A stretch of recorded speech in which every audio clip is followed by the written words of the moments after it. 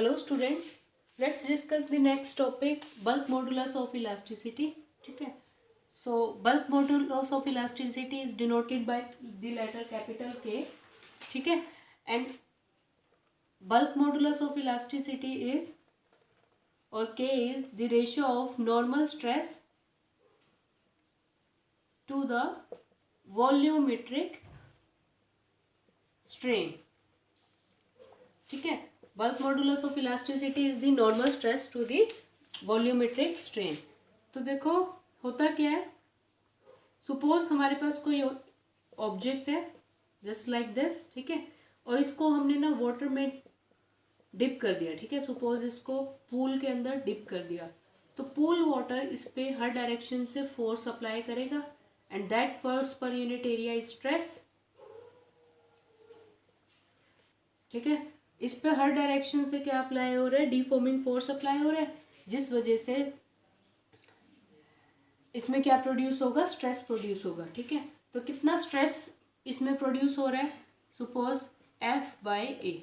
ठीक है, जितना हम फोर्स अप्लाई कर रहे हैं उसके ऑपोजिट डायरेक्शन में रिस्टोरिंग फोर्स डेवलप होगा. ठीक है, तो ए एरिया पे कितना फोर्स डेवलप हो रहा है, that is equals to F/A. ठीक है, सपोज इस बॉक्स का ओरिजिनल वॉल्यूम था V. ठीक है, हर डायरेक्शन से क्या अप्लाई हो रही थी, स्ट्रेस अप्लाई हो रहा है, जिस वजह से इसका वॉल्यूम डिक्रीज कर गया. ठीक है, तो इनिशियल वॉल्यूम है suppose V, final volume decrease करने के बाद आ गया V माइनस डेल V. ठीक है, तो स्ट्रेन क्या होता है, change in volume to the original volume ना. तो चेंज इन वॉल्यूम कैसे निकालोगे, del V final minus initial, है ना. चेंज इन वॉल्यूम कैसे निकलेगा, फाइनल माइनस इनिशियल. तो फाइनल कितना है, V minus del V, initial कितना है V, है ना. V से V कैंसिल आउट, तो चेंज इन वॉल्यूम, इसको ऐसे लिख लो, change in volume, change in volume. तो चेंज इन वॉल्यूम कितना आ गया, minus del V. Volumetric strain क्या होता है, change in volume to the original volume, या ओरिजिनल या इनिशियल वॉल्यूम कितना था, V.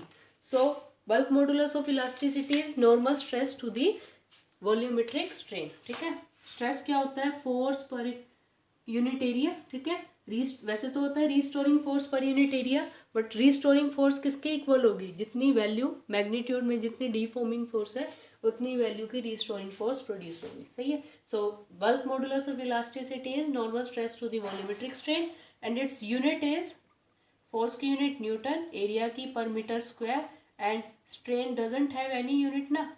सो यूनिट ऑफ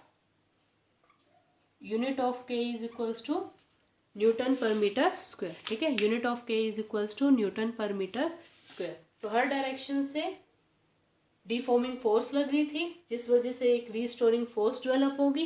ठीक है, तो ए एरिया पे सपोज इस सरफेस का एरिया कितना है A, तो ए एरिया पे कितनी फोर्स लग रही है, F फोर्स. ठीक है, तो स्ट्रेन कितना प्रोड्यूस हो रहा है हमारे पास, change in volume to the original volume. ठीक है,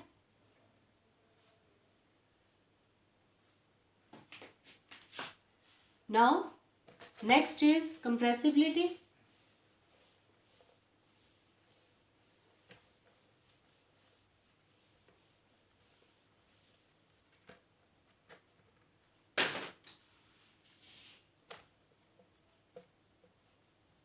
कंप्रेसिबिलिटी देखो,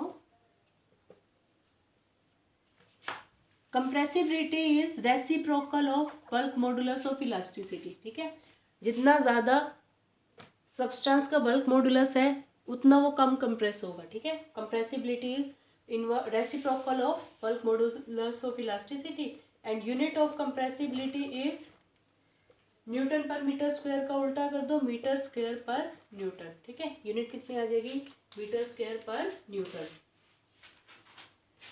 तो अगर कुछ सब्सटेंस के हम K वैल्यू की बात करें, K means bulk modulus of elasticity की बात करें, फॉर एग्जांपल सब्सटेंस ले लो यहाँ, तो एल्यूमिनियम का होता है K वैल्यू 72 इंटू 10⁹ और यूनिट क्या आ जाएगी, न्यूटन पर मीटर स्क्वायर. ठीक है, उसके बाद कॉपर का है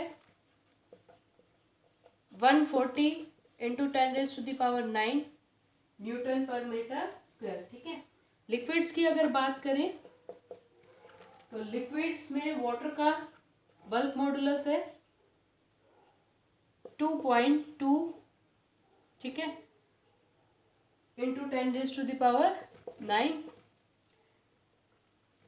और अगर गैसेस की बात करें एयर की, तो एयर की के वैल्यू है 10⁻1 इंटू 10⁻⁻4, ठीक है, इंटू 10⁻⁹, यानी कि कितना हो गया अब 10⁵ न्यूटन पर मीटर स्क्वायर। तो देखो इनमें अगर कंपेयर करें तो किनका बल्क मॉडुलस ज़्यादा है, एल्यूमिनियम एंड कॉपर। तो बल्क मॉडुलस ज़्यादा होने से कंप्रेसिबिलिटी कम हो जाती है। तो ये हम देखते हैं कि एल्यूमिनियम कॉपर इनके पार्टिकल्स कम कंप्रेस होते हैं ना, क्यों? क्योंकि इनके जो पार्टिकल्स है ओरिजिनल पार्टिकल्स उनके बीच में डिस्टेंस क्या रहता है, बहुत एक दूसरे को कॉम्पैक्ट फॉर्म में होते हैं ना, एक दूसरे को टच करके रखते हैं, ठीक है। So compressibility is reciprocal of bulk modulus. जितना ज़्यादा बल्क मॉडुलस वो सब्सटेंस उतना कम कंप्रेस होगा, ठीक है। अब एयर देखो, एयर की कंप्रेसिबिलिटी कितनी है, अब 10⁵ ना, तो बल्क मॉडुलस कम होने से क्या होगा, सॉलिड्स के कंपैरिजन में, एल्यूमिनियम एंड कॉपर के कंपैरिजन में एयर की के वैल्यू क्या है, कम है, तो इसकी कंप्रेसिबिलिटी क्या होगी, ज़्यादा होगी। सही है, एयर इजीली कंप्रेस हो पाती है ना, प्रेस हो पाती है, उनके पार्टिकल्स के बीच का डिस्टेंस हम डिक्रीज कर पाते हैं, ठीक है। वाई सो, बिकॉज उनके बल्क मॉडुलस की वैल्यू क्या है, लेस है, इसलिए उनकी कंप्रेसिबिलिटी ज़्यादा है, ठीक है।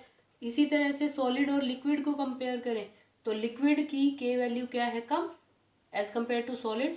लिक्विड की के वैल्यू कम है, तो लिक्विड ज़्यादा कंप्रेस हो पाते हैं, ठीक है, एज कम्पेयर टू सॉलिड्स। तो जितना ज़्यादा बल्क मॉडुलस है उतना सब्सटेंस कम कंप्रेस होगा। Okay, thank you.